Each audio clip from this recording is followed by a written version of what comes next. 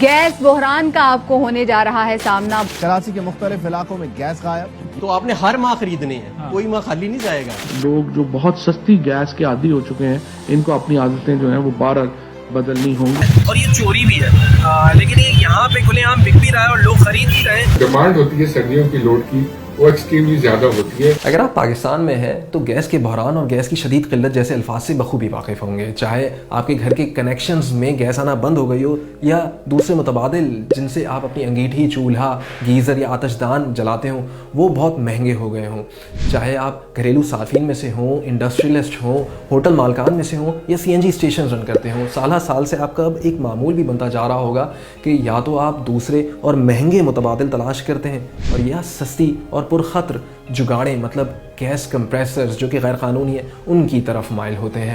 آئیں معلوم کرتے ہیں کہ یہ اصل گیس بحران کیا ہے, اس کی وجوہات کیا ہیں, ان کے ذمہ دار کون ہیں, اور آیا کیا پاکستان واحد ملک ہے جو اس بحرانی صورتحال سے دوچار ہے.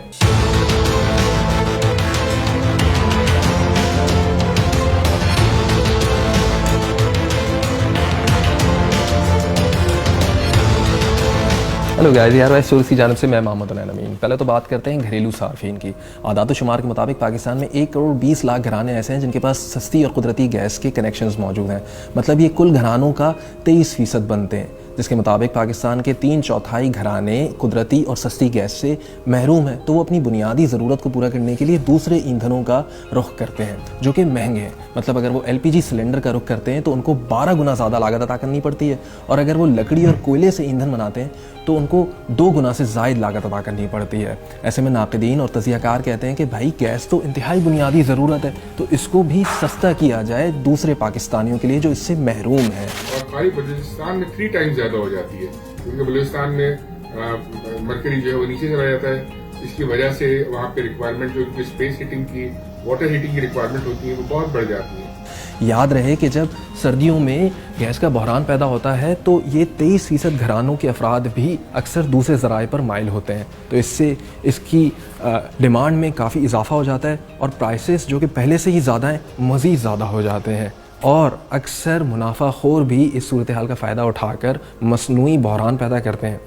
تو ایسے میں حکومت سے جب بات کی جائے تو بجائے اس کے کہ وہ تدبیر کریں دوسرے ایندھن سستے کرنے کی, وہ یہ کہتے ہیں کہ بھائی پاکستان میں تو گیس کا بحران پیدا ہو رہا ہے اور گیس کی سورسز ہر سال 9% کے شرح سے کم ہوتی جا رہی ہیں, تو آنے والے دنوں میں سستی گیس ایک خواب بھی بن سکتی ہے. وہ 78% ان لوگوں کے اوپر آ رہا ہے جو کہ جن کے پاس گیس نہیں ہے. اس کا ڈیفینیٹلی یہ لمبا عرصہ نہیں چل سکے گا. گیس 9% ہمارے ہاں ہر سال ڈپلیٹ ہو رہی ہے. ملک میں چونکہ قدرتی گیس کے ذخائر کم ہوتے جا رہے ہیں اور ان کے استعمال کرنے والوں میں ہر سال اضافہ ہوتا جا رہا ہے, تو پاکستان کا انحصار درآمد کردہ LNG پر بڑھتا بھی جا رہا ہے. یہ قریب 6 سالوں سے ہو رہا ہے. LNG کو درآمد کرنے کے 2 طریقے ہیں. ایک دور رس معاہدے, مطلب آنے والے بحران کو پیش نظر رکھ کر آپ پہلے سے انتظامات کر کے رکھتے ہیں کہ جب سردی آئے تو LNG کا کارگو بھی آ جائے اور تمام ضروریات پوری ہو جائیں. اور دوسرا طریقہ کہ جب ضرورت ہو اسی وقت آپ جا کے مارکیٹ میں خریدیں, جو کہ آپ کو بہت مہنگی پڑتی ہے, اور اس کی ذمہ داری حکومت وقت پر ہی عائد ہوتی ہے کہ اس نے پیشہ ورانہ صلاحیت سے اور دور اندیشی کا مظاہرہ کرتے ہوئے پہلے سے انتظام نہیں کیے اور ٹیکس پیئرز کے پیسے ضائع کیے. تو اس وقت تک ہمیں یہ کنفرمیشن نہیں تھی, لیکن جب ہم نے وہ 8 ٹینڈر کارگوز فلوٹ کیے تب بھی ہم 12 ہی لانا چاہتے تھے. ٹارگٹ ہمارا 12 ہی تھا اور ہم نے 12 ہی لانے تھے, اور وہ اس کی وجہ سے اب تقریباً کوئی 10 کے 11 آ رہے ہیں, 10 کے قریب آ رہے ہیں دسمبر کے اندر. تو اس وجہ سے آپ کہتے ہیں کہ ان معاہدوں کو ایک مثال سے سمجھتے ہیں. آپ نے گھر میں 12 افراد کی دعوت کی اور 12 افراد کا ہی کھانا پکایا. گھر میں 12 مہمانان آئے, انہوں نے آپ کے دسترخوان پر کھانا کھایا, آپ کی عزت رہی اور بات نمٹ گئی. یہ تو تھا لانگ ٹرم کانٹریکٹ. اب بات کرتے ہیں اسپاٹ کارگو کی. آپ نے گھر میں 12 افراد کی دعوت کی اور صرف 6 افراد کا کھانا پکایا. جب مہمان 12 کے 12 گھر پر آ گئے تو آپ ایک دوسرے کا منہ تک رہے ہیں اور جلدی سے بھاگ کر ریسٹورنٹ سے مہنگا کھانا خرید کر لا رہے ہیں.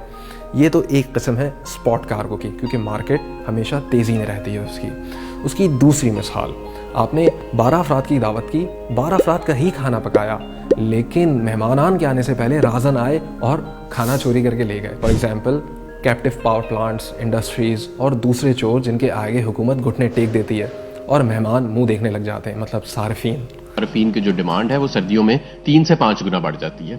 لیکن اس سال کیونکہ سندھ ہائی کورٹ کا سٹے موجود ہے اس کی وجہ سے, اور ایک سٹے نہیں ہے, دو تین سٹیز موجود ہیں, جس کی وجہ سے ان سیکٹرز کو جن سے گیس کاٹ کے گھریلو صارفین کی بڑی ہوئی ڈیمانڈ جو ہے اس کو پورا کرنا تھا, وہ ہم اس سال نہیں کر پا رہے فی الحال. اور اس کی تیسری صورت یہ ہوتی ہے کہ آپ نے 12 لوگوں کی دعوت کر کے 12 لوگوں کا ہی کھانا پکوایا, لیکن پکوان نے گھر میں دیگیں دینے سے انکار کر دیا. یہ ہوا ہے پاکستان کے ساتھ. مطلب تینوں ہی صورتیں پاکستان کے ساتھ پیش آئی ہیں, کیونکہ سنگاپور کی LNG کمپنی گورنر نے پاکستان کے 2 LNG کارگوز ڈیفالٹ کر دیے. انہوں نے کہا ان کے ساتھ فورس میجور مطلب ماورائے تدبیر کچھ ایسے واقعات پیش آئے جس کی بنا پر وہ پاکستان کو LNG نہیں دے سکتے, اور یہی کیا اٹلی کی ایک کمپنی EMI نے. اس نے بھی پاکستان کے 2 کارگوز ڈیفالٹ کر دیا. اس کا نتیجہ یہ نکلا ہے کہ گھریلو صارفین ہوں, کاروباری افراد ہوں, ہوٹل مالکان ہوں یا صنعت کار ہوں, سبھی سراپا احتجاج ہیں, اور کہا یہ جا رہا ہے کہ کھانا ابھی مزید کم پڑ جائے گا. مطلب یہ بحران شدت اختیار کرے گا. ایک اور بات, یہ بحران پاکستان کی حد تک محدود نہیں بلکہ اس نے پوری دنیا کو اپنی لپیٹ میں لیا ہے. یہاں تک کہ یورپ, چائنا اور دنیا کی بڑی بڑی اکانومیز بھی اس کی زد میں ہیں, کیونکہ گیس ایک ایسی سورس ہے جس سے انرجی بھی کریٹ ہوتی ہے. تو جب کووڈ کے بعد اکانومی کا دوبارہ ریوائول ہوا تو اس کی ڈیمانڈ بہت زیادہ بڑھ گئی اور یوں قلت بھی واقع ہو گئی. اسی وجہ سے اب دوسری انرجی سورسز مطلب بایو ماس, بایو گیس اور سولر انرجی کی طرف لوگ زیادہ مائل ہو رہے ہیں, اور اس پر سوچ بچار بھی بڑھ رہا ہے, کیونکہ وہ ماحول دوست بھی ہیں اور آسانی سے دستیاب بھی. تو نہ ماحولیات کو ان سے کوئی خطرہ ہوگا, نہ کسی بحران کا ہر سال خدشہ ہوگا. اس ویڈیو کے حوالے سے اگر آپ کے مزید سوالات ہیں تو پلیز ہمیں لکھ بھیجیے ARY اسٹوریز پر, اور اپنی فیڈ بیک سے بھی ہمیں آگاہ کریں. شکریہ.